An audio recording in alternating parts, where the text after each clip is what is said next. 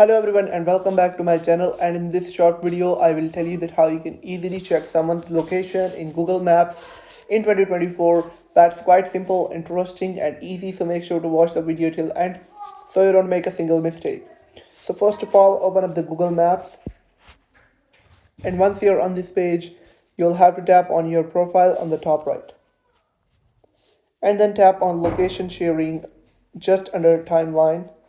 And right here you'll be able to find all the locations that have been shared with you by your friends or family members for a for 30 minutes, 1 hour, or any of the time period. And if they haven't shared, you'll not be able to see any of the locations right here. You can also share your own location with someone by tapping on share location.